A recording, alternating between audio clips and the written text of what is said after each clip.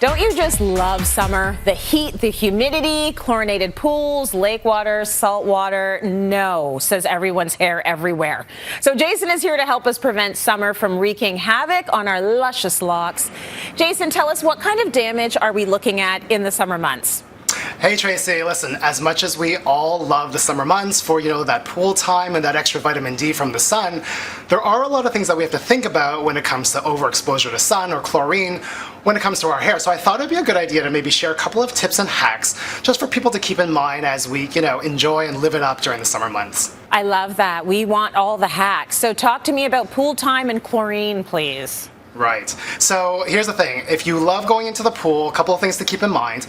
Anybody who's blonde, or who has processed hair, you have to be careful because you can get a bit of a buildup on the hair, and actually the hair can go a little bit greenish. Listen, I'm definitely not a pool cleaning expert by any means, but what I've come to understand is that it's when chlorine and copper actually come together and bind to the hair that you get that bit of a greenish hue. So, you might be surprised that there's copper in pool water, but copper is actually known to help cleanse against algae. And so if you think you might be safe because you have a saltwater pool, think again. Apparently there are still traces of both chlorine and copper in saltwater pools. And then lastly, you just really want to remember that if you do go a lot into the pool, you have to remember that the hair can get really sticky and can get brittle. So it's just some things you want to be really aware of. Okay, that is good to know, and that is also brutal. What can we do about that?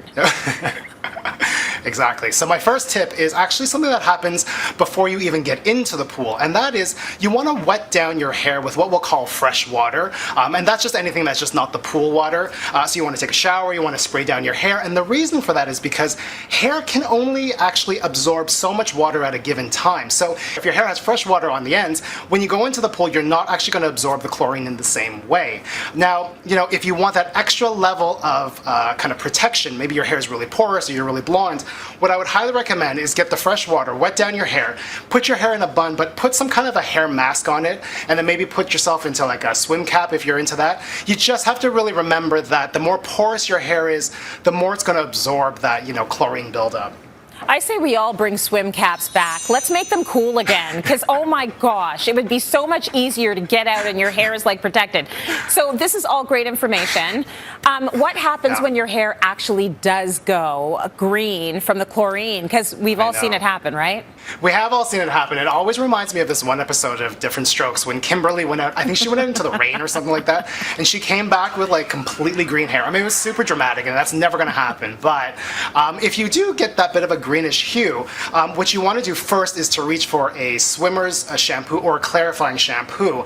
And that's also good. It's another tip for people who notice that their hair gets really sticky after going into the pool, because that'll help break down some of that buildup. Now, a really good hack, if the swimmer shampoo doesn't do it enough for you, you actually want to take lemons and the juice from lemons, okay? Because there's a lot of acidity in this, and what you'll do is you'll squeeze out the juice, you'll put your hair, actually submerge your hair into the lemon juice for about 3 to 5 minutes, and that will actually help break it down. You'll shampoo your hair out afterwards. What I will say with that is that oftentimes, because the acidity is so strong from lemon juice, you might feel that your hair is a little bit dry afterwards, so definitely use a good moisturizing mask or some kind of hydrating mask afterwards to help calm your hair down.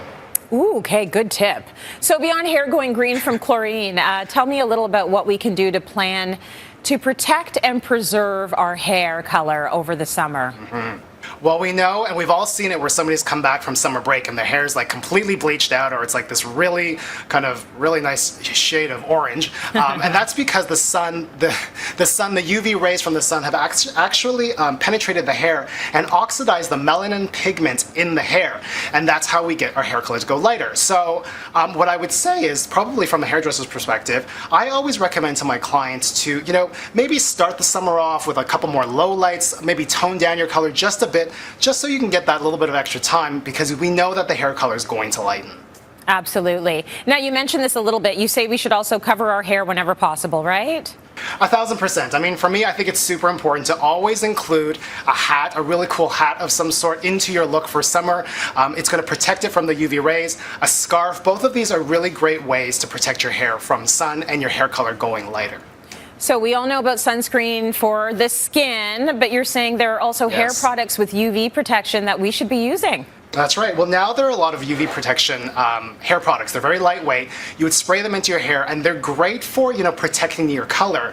For me, I think what I've also seen a lot of times is people forget that their scalp can be very sensitive and when exposed to the sun. So I highly recommend some kind of a UV protection. If you wear your hair in braids, I mean, you're really exposing a lot of your scalp, and we sometimes don't think about that. So that we do have a lot of lightweight products that are really good now with UV protection. Something to think about. Good stuff. Okay, now what about those of us who have naturally curly, textured hair? What do we do? Of course.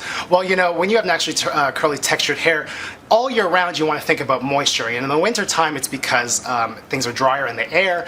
In the summer, it's because of the sun. And while there's a lot of humidity in the air, you still have to be careful because the sun can dry out the hair and make it feel really brittle. I always reach for products that say shea butter as an ingredient or some kind of aloe vera. The great thing about shea butter and aloe vera is that they've also been said to have a little bit of a UV protection as well in it. But long story short, always focus on moisture with naturally curly textured hair. Absolutely. And lastly, Jay, what's a good go-to summer hairstyle that's just easy for us to do?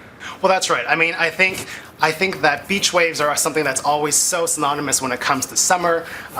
One thing is, like, when you put beach waves in, the question is, how do you sustain it so you don't have to wash your hair every single day? So what I always recommend is you can always set your hair, you can go to sleep with your hair in braids. I always say, the bigger the braid, the softer the wave. And then the next morning when you come out, you just kind of undo these braids, and you'll see that texture that kind of like gets set throughout the night with the wave. So braid your hair at nighttime, and if you do notice that your hair is a little bit greasier in the morning, spray a little dry shampoo into it, finish things off, on the ends, and she's good to go.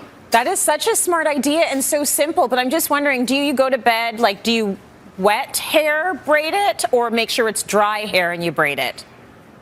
Right, so the wetter the hair, it's going to take that wave really tight. Okay. That's where I'm saying, with the braid, you just want to go looser with it. You don't want to go super tight, and dryish hair is totally fine. Okay, cool. Jason, such great tips. Thank you. Love the information. Of course. And our hair thanks you too.